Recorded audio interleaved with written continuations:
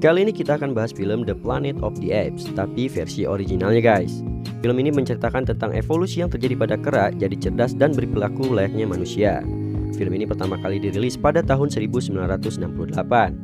Dan ada 5 film yang saling menyambung. Film ini sudah pernah di-remake sebanyak 2 kali guys, yaitu versi 2001 dan yang kedua versi 2011, yang merupakan sebuah film trilogi. Oke guys, nggak usah lama-lama lagi, kita langsung menuju TKP.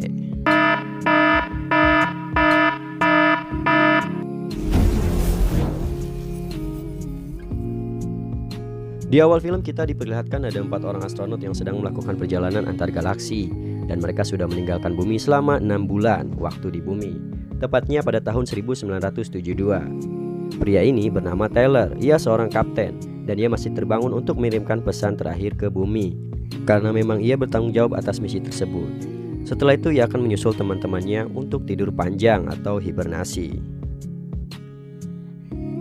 Pesawat angkasa mereka melaju mendekati kecepatan cahaya, dan berdasarkan teori relativitas, jika sesuatu bergerak mendekati cahaya, maka waktu yang ia alami akan melambat. Hal itu ditunjukkan pada angka kronometer di mana bumi saat ini sudah tahun 2673. Sedangkan mereka saat ini masih di tahun yang sama, yaitu tahun 1972.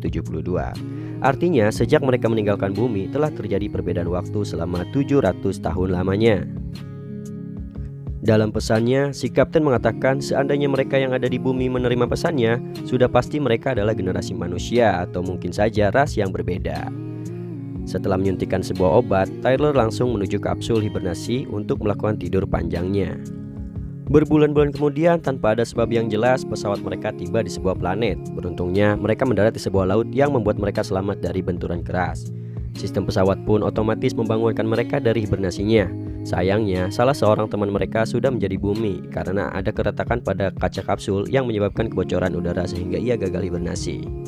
Tiba-tiba air masuk ke dalam pesawat dan mereka harus segera keluar dari sana karena pesawat akan tenggelam.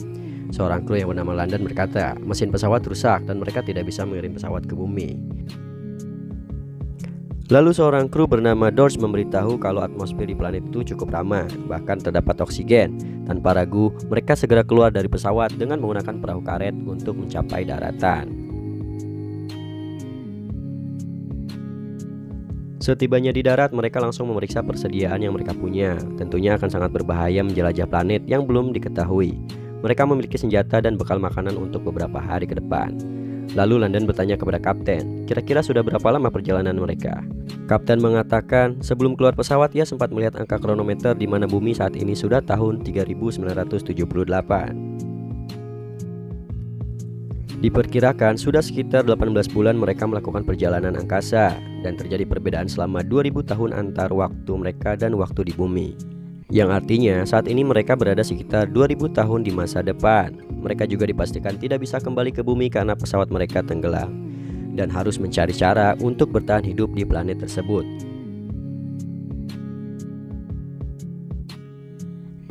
Selesai beristirahat, mereka mulai melakukan penjelajahan. Setelah perjalanan panjang di padang gurun, mereka menemukan sebuah tanaman. Lalu mereka sadar kalau di planet itu pasti terdapat kehidupan. Beberapa hari kemudian, mereka tiba di suatu tempat yang banyak bebegek atau orang-orang sawah. Namun mereka tidak peduli karena di depan mereka ada sebuah danau. Mereka lalu melepas pakaian dan langsung berenang untuk menyegarkan diri. Setelah selesai mandi, mereka dikejutkan oleh sosok seperti manusia dan diam-diam mencuri pakaian serta barang-barang mereka. Apa boleh buat, Tyler dan yang lain mengejar mereka dalam keadaan telanjang. Akhirnya mereka menemukan pakaian mereka tergeletak di suatu tempat, namun sayangnya sudah dalam keadaan sobek. Lalu di sebuah ladang jagung, Tyler dan teman-temannya dikejutkan ternyata ada sekelompok besar manusia di sana. Mereka terlihat sangat primitif dan terlihat seperti sekumpulan Tarzan. Kemudian mereka terdiam, seperti ada bahaya yang mengintai mereka. Lalu terdengar gemuruh dari arah hutan dan membuat para manusia itu berlarian. Menyadari ada bahaya, Tyler dan teman-temannya pun bersembunyi. Sesuatu yang mengejar mereka adalah kelompok berkuda dan bersenjata. Dan ternyata mereka adalah kawanan kera. Melihat itu mereka menjadi bingung, mengapa ada kera yang bisa menunggang kuda, bahkan memiliki senjata. Para kera itu lalu memburu mereka dan memperlakukan mereka seperti monyet yang lepas dari kandangnya.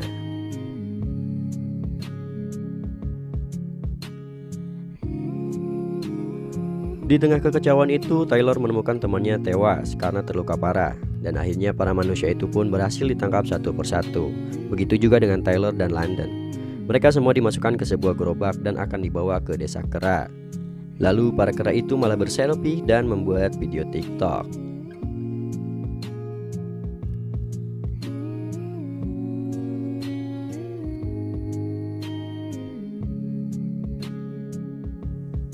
Setelah sampai di desa kera, mereka dimasukkan ke sebuah kandang yang besar. Beberapa manusia yang terluka dibawa ke sebuah ruang perawatan untuk diobati. Ternyata sebagian kera itu juga memiliki rasa keperikeraan. Apa sih? Pokoknya rasa peduli terhadap manusia ya guys. Seekor kera betina yang bernama Zira melakukan transfusi darah kepada Taylor karena ia mengalami luka di leher dan kehilangan banyak darah. Zira merupakan keturunan dari spesies Panse. Selain seorang dokter, dia juga merupakan bagian dari kelompok yang melakukan penelitian kepada manusia. Setelah diobati, Taylor pun dimasukkan ke dalam kandang. Namun ia tidak melihat rekannya London berada di sana. Taylor menjadi miris melihat para manusia itu bertingkah dan berperilaku seperti monyet. Parahnya, para manusia itu tidak ada satupun yang bisa berbicara. Salah satu cleaning service di sana memberitahu Zira kalau ada manusia yang terlihat aneh. Ia bergaya seolah-olah ia bisa berbicara. Nah, siapa lagi kalau bukan Taylor? Namun sayangnya, Taylor kehilangan suaranya karena luka yang ia dapat di lehernya. Zira merasa kagum. Ia merasa kalau manusia ini sedikit cerdas daripada yang lainnya. Tanpa sengaja, Taylor melihat Zira memegang selembar kertas dan bolpen. Ia memintanya mendekat dan berusaha merebutnya. Namun si tukang sapu dengan sigap menghalaunya.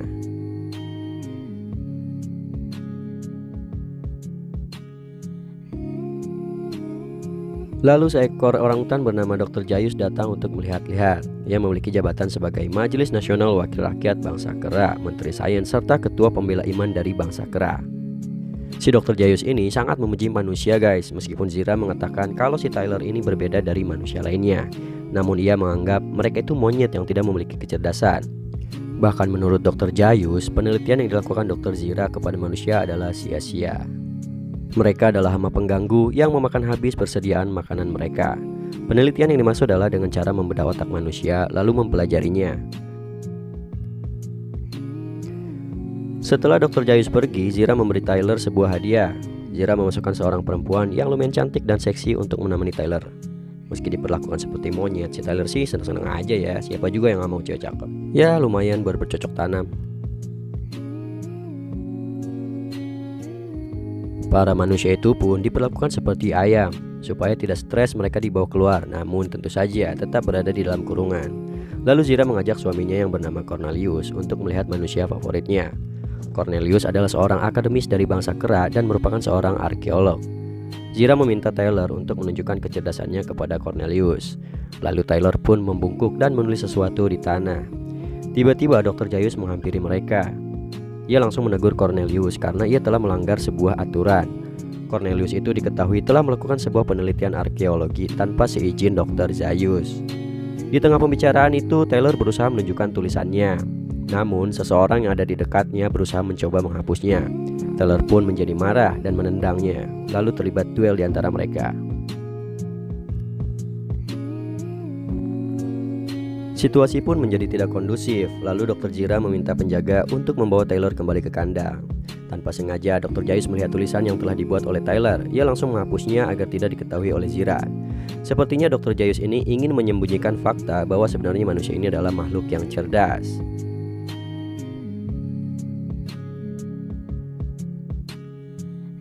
Di dalam kandang, Zira meminta maaf kepada Taylor atas perlakuan kasar para penjaga.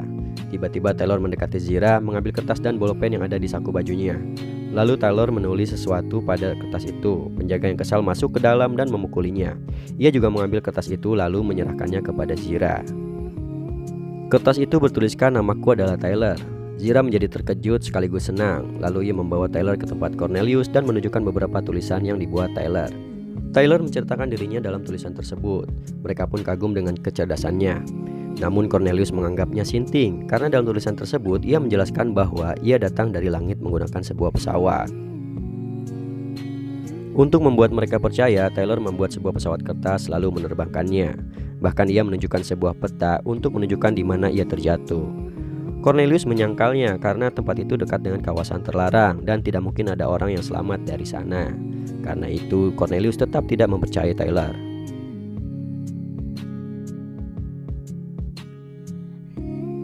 Lalu Zira membocorkan tentang penelitian Cornelius kepada Tyler. Ternyata Cornelius selama ini sedang mengembangkan hipotesa tentang kera dan manusia. Menurutnya kera itu berevolusi dari spesies yang paling rendah, dan mungkin saja dulunya manusia memiliki peradaban yang sangat maju. Hal itu terbukti dari temuan dan penelitian yang dilakukannya di area terlarang. Karena itu Dr. Jayu sangat marah saat mengetahui Cornelius melakukan penelitian di sana.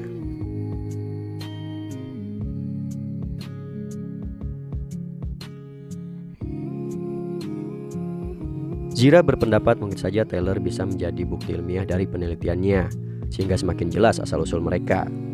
Tanpa diduga, Dr. Jayus datang ke tempat mereka bersama seekor orangutan bernama Maximus. Ia adalah pejabat komisaris urusan binatang. Mereka melakukan sidak kalau tidak seharusnya mereka membawa manusia ke tempat itu. Zira mengatakan bahwa ia sedang melakukan eksperimen terhadap Tyler. Namun Dr. Jayus tidak percaya karena ia menemukan pesawat kertas yang menurutnya itu adalah dibuat oleh Tyler. Setelah itu Tyler dibawa kembali ke dalam kandang. Lalu tidak lama kemudian, para tentara datang untuk membawa Tyler ke ruangan bedah. Mereka akan melakukan eksperimen kepadanya. Namun si penjaga kandang melarangnya karena Dr. Zira menginginkannya berkembang biak. Akan tetapi karena ini adalah perintah Dr. Jayus, mau tidak mau penjaga kandang menurutinya. Saat penjaga mencoba mengikat Tyler, ia menyerangnya lalu memanfaatkan momen itu untuk kabur keluar. Sayangnya Tyler malah menyasar ke ruangan di mana para kera saat itu sedang melakukan ibadah. Seekor kera kecil memergokinya dan membuat ibadah itu menjadi kacau. Bangsa kera berusaha menangkap Tyler. Mereka melemparinya dengan buah-buahan lalu menangkapnya menggunakan sebuah jaring. Karena dianggap berbahaya, Tyler dibawa tentara untuk dieksekusi. Tiba-tiba kemampuan berbicara Tyler kembali. Ia mengucapkan beberapa kalimat dan membuat para kera itu terkejut. Karena itu mereka tidak jadi menghukumnya. Untuk sementara Tyler dimasukkan kembali ke dalam kandang.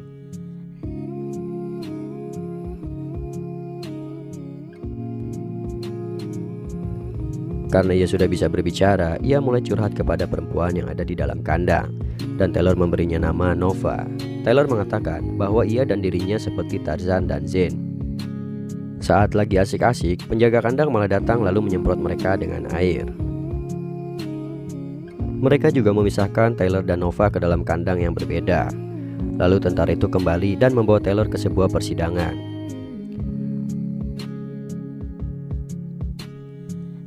Persidangan itu dihadiri oleh para pejabat tinggi bangsa kera, yaitu Presiden Orangutan, Dr. Jayu, serta Dr. Honorarius sebagai jaksa penuntut umum. Selain itu, Zira dan Cornelius pun datang untuk memberikan pembelaan kepada Tyler. Lalu pejabat meminta penjaga untuk melepaskan kain yang dipakai Tyler karena ia adalah monyet dan tidak seharusnya memakai baju. Otomatis terong Belandanya pun dapat dilihat ya guys. Persidangan ini dilakukan karena Tyler dianggap sebuah ancaman bagi para bangsa kera. Para pejabat itu berusaha mencari celah untuk dapat menghukumnya. Namun mereka sulit melakukannya karena mendapat pertentangan dari Zira dan Cornelius serta kera dari golongan akademis yang gemar melakukan penelitian. Tyler adalah manusia yang berbeda. Selain dapat berbicara, ia juga dapat berpikir. Namun tetap saja, Dr. Jayus berkata bahwa manusia adalah makhluk yang sangat berbahaya. Lalu jaksa persidangan mengingatkan Cornelius, bangsa kera memiliki keyakinan yang sangat kuat terhadap golongan suci yang mereka miliki selama ini.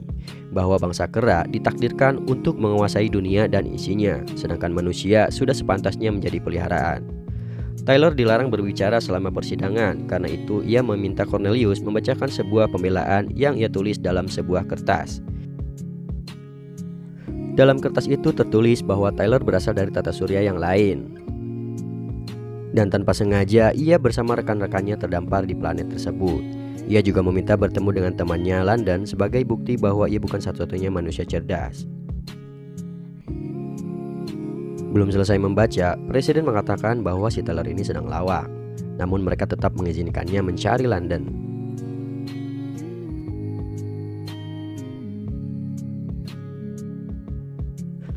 Namun sayangnya London sudah terlanjur masuk meja operasi. Tanpa seizin Dr. Zira, si Jayus itu membedah dan mengeluarkan sebagian otaknya.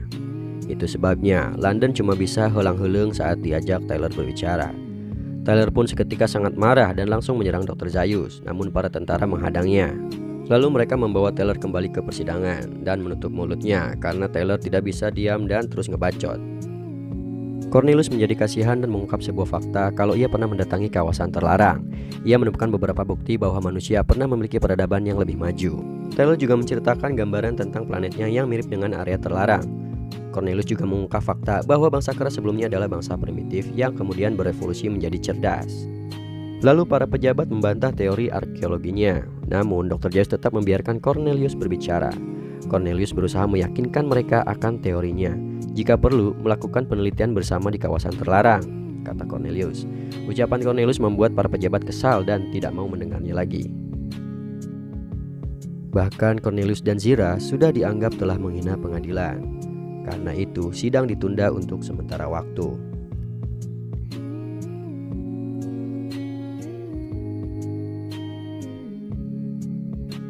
Kemudian pada malam harinya, Tyler dibawa ke ruangan pribadi Dr. Zaius. Ia memberitahukan bahwa pengadilan sudah memberikan keputusan terhadapnya, di mana ia akan dibedah dan diteliti dari mana asal kecerdasannya. Namun Dr. Zaius memberikan pilihan. Jika ia bisa bekerja sama, maka ia akan dibebaskan dari tuntutan. Dr. Zaius bertanya, dari mana ia berasal? Lalu apakah ada manusia seperti dirinya di kawasan terlarang? Ia curiga kalau Tyler adalah manusia yang mendiami kawasan tersebut. Tyler mengatakan bahwa ia adalah penjelajah angkasa dan berasal dari planet yang bernama Bumi. Bangsa kera sebelumnya tidak pernah melakukan penjelajahan ke area terlarang karena menganggap area itu sangat berbahaya. Dan untuk terakhir kalinya, Dr. Zaius bertanya di mana Tyler dan bangsanya bersembunyi. Jika tidak, ia akan menghukumnya. Tentu saja, Tyler tidak mengerti apa maksud dari perkataannya. Karena tidak menjawab, Dr. Zaius meminta penjaga untuk membawa Tyler kembali ke dalam kandang. Jadi begini guys, Dr. Zaius ini berpikir bahwa di area terlarang itu banyak manusia cerdas seperti Tyler, berbeda dengan manusia primitif yang mereka temui selama ini. Dan ia khawatir manusia-manusia itu suatu saat bisa menjadi ancaman bagi bangsa kera. Oleh karena itu, ia mendesak Tyler untuk memberitahukannya. Sedangkan si Tyler kan tidak tahu apa-apa tentang kawasan tersebut.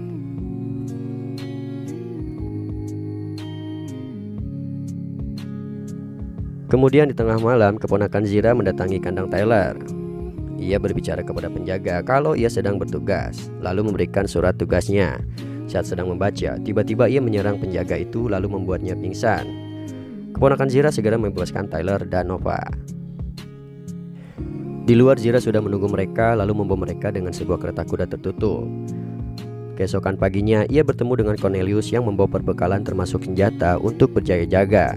Mereka dianggap sudah menghina pengadilan setelah mengungkap teori bahwa kera dulunya adalah makhluk primitif. Karena itu, Cornelius ingin membuktikan agar mereka terbebas dari hukuman. Mereka akan mendatangi area tambang dekat dengan kawasan terlarang, di mana Cornelius melakukan penelitian arkeologinya. Tyler bertanya, mengapa kawasan tersebut larang untuk dikunjungi? Lalu Cornelius menjawab, tidak ada yang tahu tentang hal itu, karena itu sudah tertulis di dalam golongan suci bangsa kera yang mereka yakini selama ini.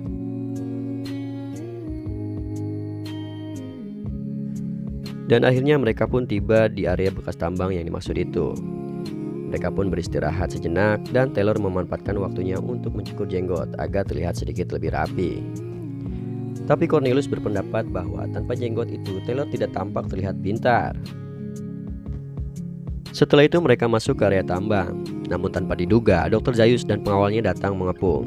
Tyler meminta mereka untuk menurunkan senjata karena jika tidak, ia akan menembak Dr. Zaius terlebih dahulu. Daripada bertengkar, lebih baik mereka masuk ke dalam tambang bersama-sama, lalu mencari bukti yang mereka perlukan, dan bukan hanya percaya pada sebuah golongan suci.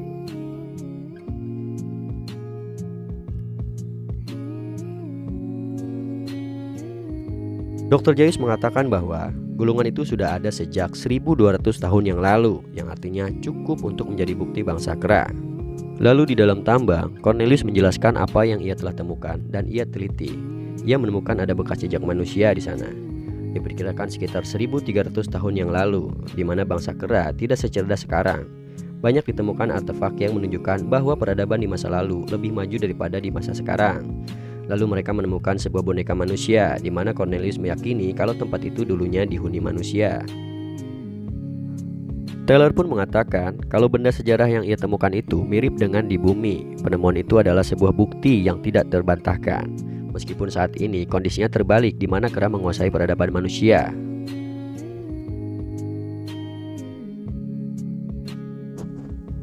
Kemudian tiba-tiba terdengar suara tembakan dari luar. Sepertinya pengawal Zaius mencoba untuk membuat keributan. Lalu mereka teringat kepada Lucius, keponakannya Zira, dan berusaha untuk menyelamatkannya. Karena kalah jumlah, Taylor menyandera Dr. Zaius dan meminta mereka untuk mundur. Setelah merasa aman, Taylor mengikat Zaius. Lalu Zaius bertanya, jika peradaban manusia dulunya lebih maju, mengapa saat ini tidak bertahan? Taylor mengatakan, bisa saja karena wabah penyakit, meteor, atau hal-hal lainnya yang bisa menyebabkan hancurnya sebuah peradaban.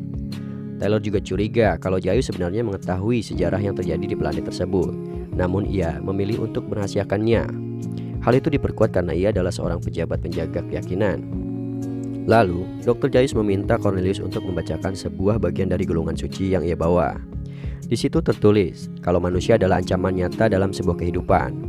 Mereka melakukan perburuan untuk kesenangan, nafsu, atau keserakahan. Bahkan mereka akan membunuh saudaranya untuk memperebutkan suatu wilayah. Maka dari itu, Zaius sangat membenci manusia. Ia tidak ingin bangsanya hancur karena ulah manusia. Nah, pada adegan ini cukup jelas bahwa sebelum bangsa kera secerdas itu, manusia dulunya adalah penguasa. Dan entah kenapa, peradaban mereka hancur hingga mengalami keterbelakangan seperti saat ini. Taylor pun menyadari bahwa yang tertulis dalam gulungan suci itu benar adanya, karena mirip dengan perilaku manusia yang ada di bumi.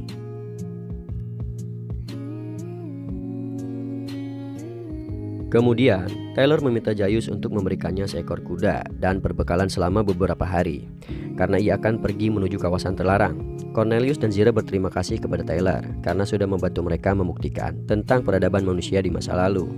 Sebelum pergi, Taylor berpamitan kepada Cornelius, bahkan ia memberikan ciuman manis kepada Zira yang sudah menolongnya.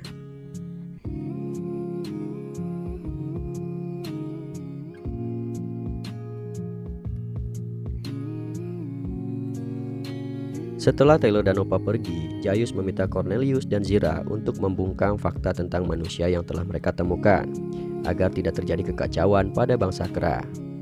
Tujuan Taylor pergi ke kawasan terlarang tentu saja untuk mengungkap apakah ada peradaban manusia di sana, seperti yang dimaksud Dr. Zaius.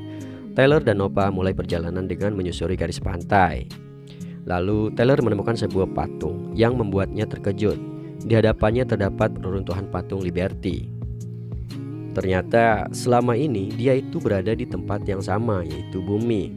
Tepatnya bumi di tahun 3978. Atau 2000 tahun sejak Taylor meninggalkan bumi. Ada kemungkinan saat berada di angkasa terjadi anomali dan entah kenapa pesawat mereka malah kembali ke bumi. Perbedaan waktu terjadi karena pada saat itu mereka bergerak mendekati kecepatan cahaya, sehingga waktu berjalan lambat. Jadi kesimpulannya adalah tahun 3978 bumi dikuasai oleh bangsa kera, dan penyebab manusia mengalami kemunduran peradaban masih menjadi misteri. Petualangan Taylor dan Nova masih akan berlanjut pada film kedua, di mana mereka berusaha mencari tahu penyebab hancurnya peradaban manusia. Oke guys, itu dia film The Planet of the Apes. Terima kasih sudah menonton, semoga kalian sehat selalu dan sampai berjumpa kembali di part kedua.